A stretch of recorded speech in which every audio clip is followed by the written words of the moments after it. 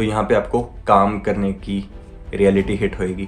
सो आप यहाँ पे able to meet a lot of different people, so आपको बहुत अच्छा फील होगा। नेक्स्ट डे जब आपकी क्लासेस बिगिन हो जाएंगी, आपको स्नो भी खुद साफ करनी पड़ती है, कुकिंग सब खुद करनी पड़ेगी, लॉन्ड्री आपको अपने कपड़े धोने पड़े। यहाँ पे आपको रियलाइज होगा एक्चुअल में कि आपकी स्टूडेंट लाइफ स्टार्ट हो चुकी है। पूरी मेहनत से अप्लाई करते रहोगे हर एक जगह, आपको कभी ना कभी मिल ही जाएगी। यहाँ पे सबको मिल जाती होती है।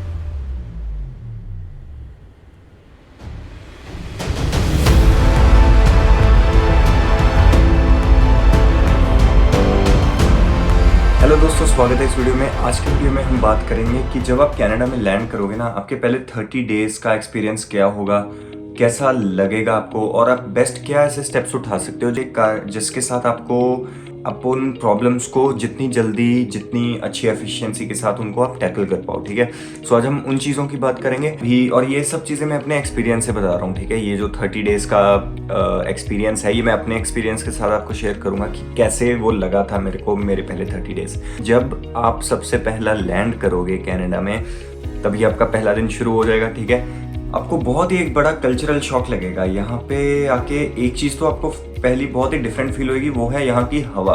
ठीक है, तो जब मैं प्लेन के बाहर आ गया था, ठीक है, जब मैं एयरपोर्ट के बाहर निकला, एकदम हवा में डिफरेंस फील हुआ, बहुत ही लाइट एयर फील हुई यहाँ पे। ऐसा फील हुआ कि एक्चुअली मैं बहुत मैं फ्रेश एयर ब्रीथ कर रहा हूँ। बहुत ही लाइट थी, बहुत ही रिफ्रेशिंग थी। सो ऑब्वियसली क्योंकि इंडिया में पोल्यूशन का हाल अभी अच्छा नहीं है, सो दैट्स वाई ये डिफरेंस एक आपको बहुत अच्छा लगेगा। बट हैविंग सेड दैट, इसके साथ साथ आपको ना कल्चरल शॉक बहुत दिखेगा कि काफ़ी चीज़ें बहुत ही डिफरेंट दिख रही हैं यहाँ पे। पहले तो हाईवेज बहुत ही वेल मेंटेन्ड और वेल सर्कुलेटेड हैं, तो वो आपको देखने को मिलेंगे जब आप गाड़ी से बाहर निकलोगे। तो हाईवेज वगैरह पे, जब बिल्डिंग्स वगैरह पे आप देखोगे, ऑब्वियसली वो इंडिया में भी हैं, बट यहाँ पे थोड़ा बिकॉज ऑफ डेवलपमेंटल डिफरेंसेस या स्ट्रक्चर के भी डिफरेंसेस के कारण ये थोड़ा आपको डिफरेंट दिखेगा, जो कि इट्स अमेजिंग। सो ये तो हो गया हमारे पहले 1-2 घंटे जब आप एयरपोर्ट के बाहर निकल गए। देखो, एयरपोर्ट के बाहर निकल के आपका एक्सपीरियंस कैसा होगा ये डिपेंड करता है आपकी प्री प्लानिंग पे। अब अगर आपने प्री प्लानिंग कर ली हुई है किसी राइड की, ठीक है, तो वो आपका एक्सपीरियंस बेटर होगा। लेट्स से अगर आपको कोई रिलेटिव उठाने आ रहा है, ठीक है, या आपको कोई फ्रेंड उठाने आ रहा है, या आपने कोई राइड बुक की थी जो कंफर्म हो चुकी है और आप उस राइड से वापस कहीं पे भी आ रहे हो अपनी सिटी में, then it's well and good. ठीक है, तो आपको ज़्यादा चैलेंजेस नहीं आएंगे। बट प्रॉब्लम शुरू होगी जब आपने कोई भी प्री प्लानिंग नहीं कर रखी। अब बाहर आए, ठीक है, एयरपोर्ट के, और सीधा आप देखा कि भाई कोई है तो है नहीं।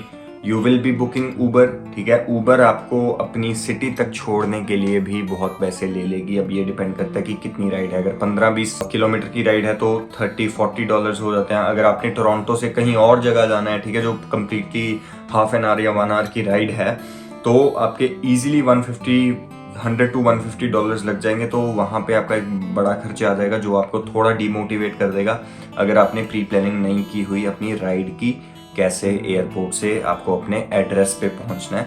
सो ये एक पहला एक्सपीरियंस है जो आपको पहले दिन, डिपेंडिंग ऑन आपकी सिचुएशन कैसी है, आपको ये फील करने को मिलेगा। सो मेक श्योर कि प्री प्लानिंग करके रखो ताकि आपका ये पहला दिन अच्छा रहे। अब देखो यार, अब ये पहला दिन खत्म आपका कैसे होगा, बहुत ही अगेन मैं ये फिर से रीटरेट करूंगा पॉइंट, ये आपका बहुत ही कल्चरल शॉक में खत्म होगा। आप जब कहीं पे भी आ भी जाओगे, let's say booked N Airbnb, क्योंकि थोड़े से दिन होते हैं आपकी लीज या आपकी एकोमोडेशन का टाइम स्टार्ट होने के पहले थोड़े दिन होते हैं जो जिसमें प्रॉबेबली आप मूव इन नहीं कर सकते। ये लैंडलॉर्ड पे भी डिपेंड करता है। अगर वो करने दे पहले तो वेल एंड गुड, अगर वो एडवांस में मूव इन ना करने दे then there is a little problem. दूसरा फैक्टर हमारा ये आ जाएगा कि उस पहले दिन की रात को आप कहाँ पे स्टे करोगे। अगर वो तो आपका लैंडलॉर्ड आपको घर में आने दे रहा है, देन वेल एंड गुड, आपको अच्छी थोड़ी सी चैन की नींद मिल जाएगी। लेकिन अगर वो केस नहीं है, तो जब भी आप अपनी सिटी पहुंचे, आपको एयरबीएनबी ढूंढनी पड़ेगी ताकि आप आपके सिर पे छत हो एटलीस्ट 2-3 दिन सोने के लिए, या 2-3 दिन गुजारने के लिए तक। आगे आने वाले 2-3 दिन अब डिपेंड करते हैं अगेन आपकी प्री प्लानिंग पे। अगर आपने कोई अच्छे से अपनी बहुत ही अच्छी सर्च करके कोई ना कोई एकोमोडेशन ढूंढ रखी है। अब ऑब्वियसली इंडिया से एकोमोडेशन ढूंढना कनाडा में आने से पहले ईजी नहीं होता, ठीक है, बट प्लीज़ आपको ये बहुत बड़ा और बहुत मुश्किल स्टेप लेना पड़ेगा। आपको सर्च करते रहना पड़ेगा। इस बात पे निर्भर नहीं रह सकते कि आप कनाडा में आ जाओगे तो फिर आप शुरू करोगे एकोमोडेशन ढूंढना, ऐसा नहीं होता। आपको प्लीज़ इंडिया से ही अपनी सब चीज़ें कंफर्म करके चलना पड़ेगा। यहाँ पे आने से पहले भी इररिस्पॉन्सिबल ही रहे तो यहाँ पे भी आप इररिस्पॉन्सिबल ही रहोगे। सो प्लीज़ मेक श्योर कि एकोमोडेशन ढूंढो ताकि आपकी प्रॉब्लम्स जितनी जल्दी हो सके वो कम हो सकें। गाइज यहाँ पे मैं एक चीज़ बोलना भूल गया, make sure to watch my this video how to find accommodation in Canada. अगर आपको और इन्फॉर्मेशन चाहिए डिटेल में कि एकोमोडेशन कैसे सर्च करते हैं ताकि आप प्री प्लानिंग करें। लेट से आपको एकोमोडेशन मिली हुई थी, बस आपने जस्ट 2-3 दिन में मूव इन करना था, सो आपको ज़्यादा कल्चरल शॉक नहीं होगा। ये हम इसके बारे में अभी बात करेंगे कि घर के अंदर का एक्सपीरियंस कैसा होगा। लेकिन सो ये एक थोड़ा सा नेगेटिव एक्सपीरियंस होगा अगर आपने प्री प्लानिंग नहीं की हुई पहले हफ्ते की। दोस्तों अगर YouTube के बारे आपने मुझे जानना है तो आप मुझे फॉलो कर सकते हो इंस्टाग्राम पे, life of Vyom is my account, ठीक है। और उसके अलावा अगर आपको फ्रेंच सीखनी है तो उसके लिए भी मैंने एक चैनल बना दिया हुआ है, ठीक है, इंस्टाग्राम पे, वो जाइए और उसको फॉलो भी कीजिए। आप फ्रेंच सीख सकते हो वहाँ से। आप मेरे यूट्यूब चैनल का लिंक भी देख लोगे, जो फ्रेंच सिखाता है मेरा यूट्यूब चैनल, तो वो भी आप प्लीज़ फॉलो कर लेना, आपको बहुत वैल्यू मिलेगी। चलते हैं वापस वीडियो में। लेट्स से आपको एकोमोडेशन मिल जाती है या फिर आपने प्री प्लानिंग के कारण अपने एकोमोडेशन बुक ऑलरेडी की हुई थी, घर में आप मूव इन करोगे। यहाँ पे आपको रियलाइज होगा एक्चुअल में कि आपकी स्टूडेंट लाइफ स्टार्ट हो चुकी है, क्योंकि आप दूसरे लोगों से मिलोगे, ठीक है, जो मोस्ट प्रोबेबली इंडिया से होंगे, कहीं से भी होंगे। अगर आप कोई ऐसे बंदे हो जो गुजरात से हो तो आपको मोस्टली गुजराती घर में ही एकोमोडेशन मिलेंगी जहाँ पे लोग भी गुजराती हैं, तो आपको कम्युनिटी आपकी बिल्डअप हो जाएगी। अगर आप पंजाबी हो तो आपको पंजाबी के साथ, अगर आप महाराष्ट्रियन हो तो प्रॉबेबली महाराष्ट्री लोगों के साथ रह रहे होगे। और मुझे लगता है एक बात पे सही, अब आप लोग कहोगे कि अच्छा ये ऐसा करते हैं, अपनी अपनी कम्युनिटीज बना के रख, मेरे को लगता है ये सही है, because we are aware about our own people.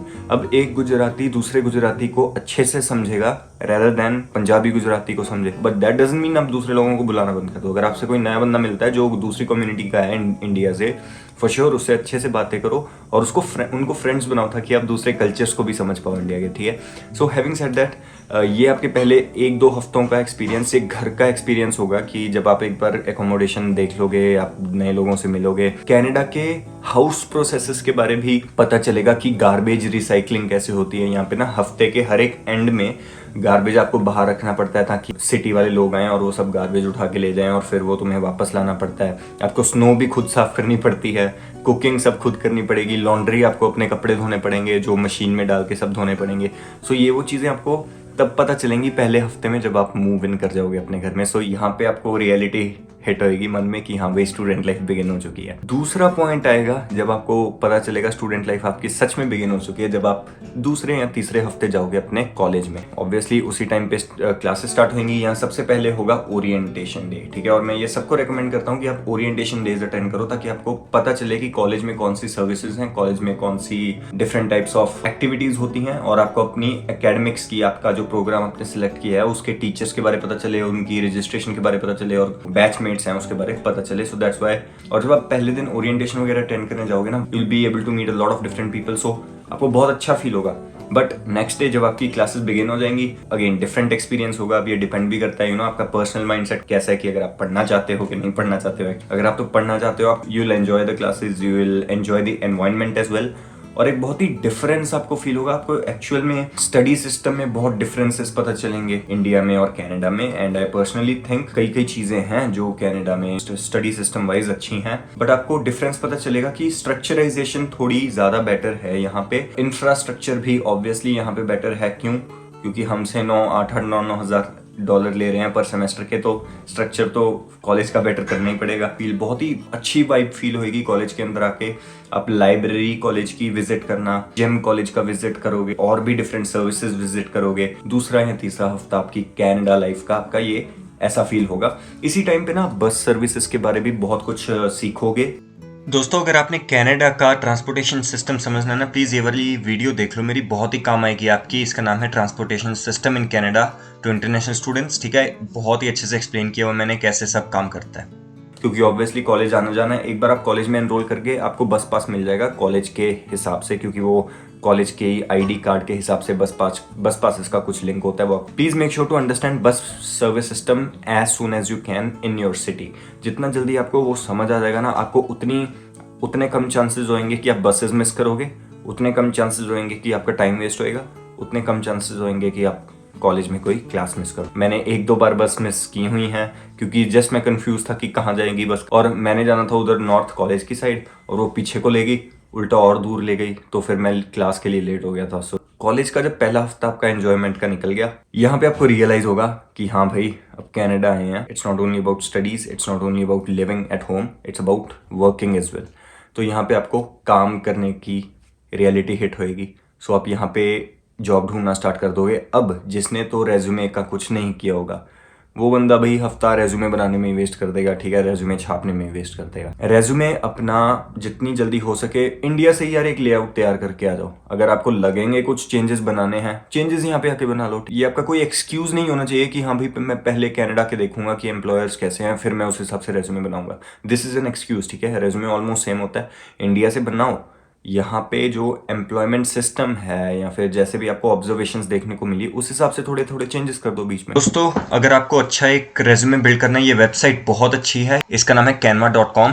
Resume लिखो, आपको बहुत सारी टेम्पलेट्स मिल जाएंगी और ये आपको बहुत हेल्प करेंगी एक अच्छा रेज्यूमे स्ट्रक्चराइज करने में।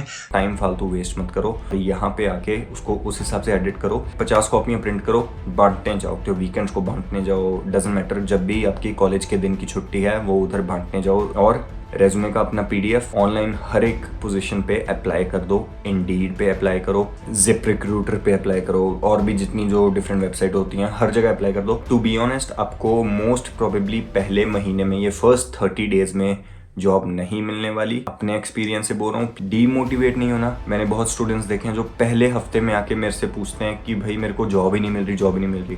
मैं पूछता हूँ टाइम कितना हुआ है, कहते अभी 3 दिन हुए लैंड हुए। मैंने कहा तुम पहले एटलीस्ट 3-4 हफ्ते के लिए अप्लाई तो कर दो यार अच्छे से। तुम 10 जगह अप्लाई करोगे और तुम फिर आके कहोगे कि मेरे को अभी तक जॉब नहीं मिली, ऐसे नहीं चलेगा। You will have to apply a lot, बहुत ज़्यादा अप्लाई करना पड़ेगा। क्यों? देखो सीधी सी बात, एक तो आपके पास एक्सपीरियंस नहीं है। Any Canadian employer will prefer someone else those who have even a little bit more experience than you.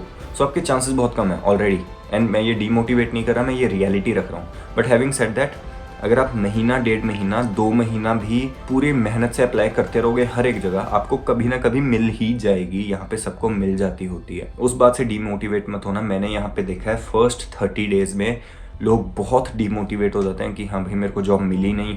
फिर उनको नेगेटिव थॉट्स आने लग जाते हैं, डिप्रेस्ड फील करते हैं कि यार यहाँ पे तो कुछ होगा ही नहीं, होगा नहीं। ऐसा नहीं है, आपने प्लीज़ अप्लाई करते रहना है फर्स्ट 30 डेज में ताकि आपको जॉब मिल जाए।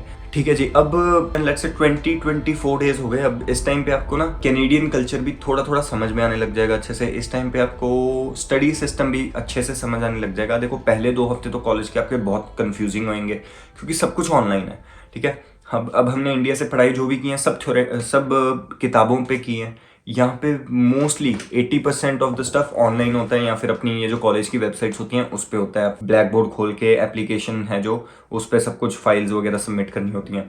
सो आपको वो समझने में ही ना पहला महीना आपका सब चले जाएगा। अपने प्रोफेसर्स का दिमाग खा लो। अगर आपको कुछ समझ नहीं आ रहा, अपने प्रोफेसर्स का प्लीज़ दिमाग खाओ कि भाई मेरे को ये समझ नहीं आ रहा, I am new to the system, please explain me. Student services या फिर जो पीयर मेंटर्स, यहाँ पे हर एक कॉलेज में ना एसोसिएशंस होते हैं जो स्टूडेंट्स को हेल्प करते हैं फ्री में, ठीक है। सो उनका जाके तुम जितना मर्जी दिमाग खा लो। अगर किसी चीज़ को समझ नहीं आ रहा कि उनका दिमाग खा लो।